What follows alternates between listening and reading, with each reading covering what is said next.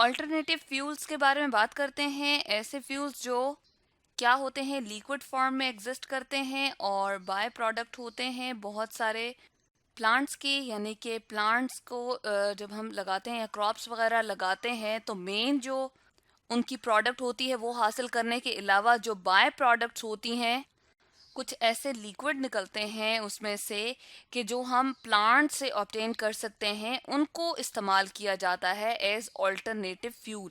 यानी कि आमतौर पे जो हम पेट्रोल या फ्यूल वगैरह यूज़ कर रहे हैं, ईंधन यूज़ कर रहे हैं बहुत सारी जगहों पे, उसके अलावा जो फ्यूल्स इस्तेमाल हो सकते हैं, जो ऐसे कुछ लिक्विड जो बतौर ईंधन इस्तेमाल हो सकते हैं, उनको ऑल्टरनेटिव फ्यूल्स कहा जाता है।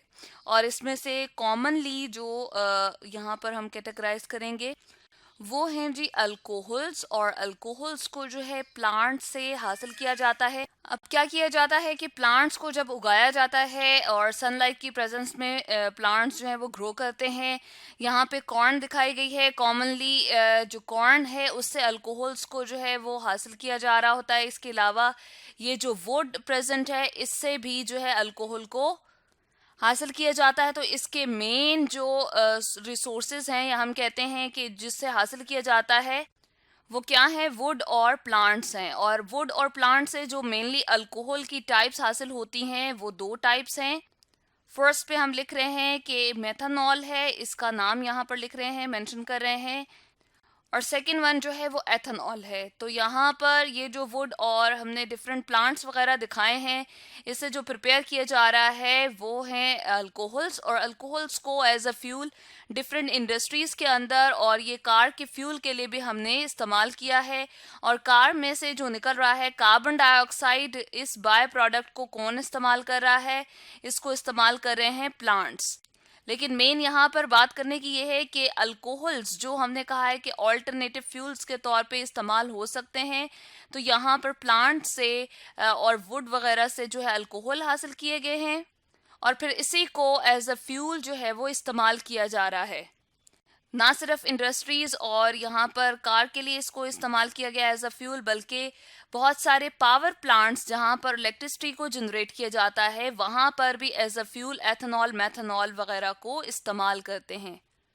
तो पावर प्लांट जो है वो बहुत सारी इलेक्ट्रिसिटी जो है वो जनरेट करते हैं। इलेक्ट्रिसिटी को जनरेट करने के लिए पावर प्लांट्स को इस्तेमाल किया जाता है और उन पावर प्लांट्स में एज अ फ्यूल हम यूज़ कर सकते हैं अल्कोहल। तो इस तरह से ये क्या हुए, ऑल्टरनेटिव फ्यूल्स हो गए। अल्कोहल फ्यूल को एज कार फ्यूल के तौर पे इस्तेमाल किया जाता है। इसके अलावा डिफरेंट जो व्हीकल्स हैं, ट्रक्स वगैरह या फिर अदर ट्रांसपोर्टेशन के लिए जो व्हीकल्स इस्तेमाल की जाती हैं, जो आमतौर रफ्त के लिए गाड़ियां वगैरह इस्तेमाल की जाती हैं, उनमें भी एज अ फ्यूल अल्कोहल को इस्तेमाल किया जाता है। यहाँ पर दोनों अल्कोहल्स की बात की जा रही है, यानी कि मैथनॉल और एथेनॉल।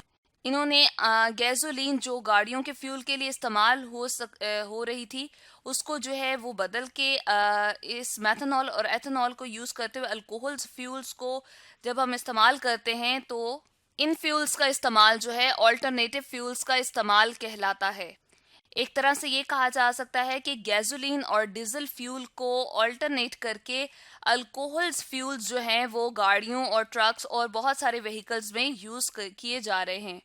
इस तरह से गैसोलीन और डीजल फ्यूल के जो रिसोर्सेज हैं वो क्या होंगे, कंजर्व हो सकेंगे, वो बच सकेंगे और जल्दी ख़त्म नहीं होंगे। और इसके साथ साथ जब अल्कोहल्स को इस्तेमाल किया जाएगा तो गैसोलीन और डीजल फ्यूल जो है वो बच पाएगा या कंजर्व हो सकेगा।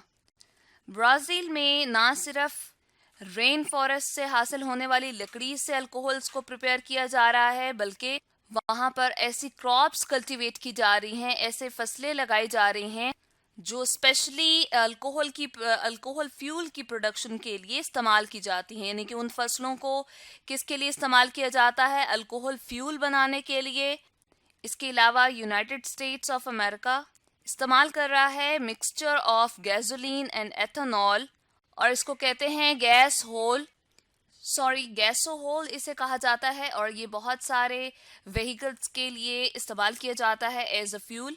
ऊपर हमने बात की अल्कोहल्स की एज अ फ्यूल, और अब हम बात करेंगे हाइड्रोजन को एज अ फ्यूल किस तरह से इस्तेमाल कर सकते हैं। तो हाइड्रोजन जो है वो इसको as a alternative fuel use कर सकते हैं, क्योंकि हाइड्रोजन जो है वो मोस्ट अबंडेंट एलिमेंट है हमारे इन्वायरमेंट का, या ऐसे कह दें कि नेचर का मोस्ट अबंडेंट एलिमेंट है, सबसे ज़्यादा पाया जाता है। और हाइड्रोजन की अगर बात करें तो 99% of the 99% of the mass जो है वो यूनिवर्स का हाइड्रोजन पर मुश्तमिल है।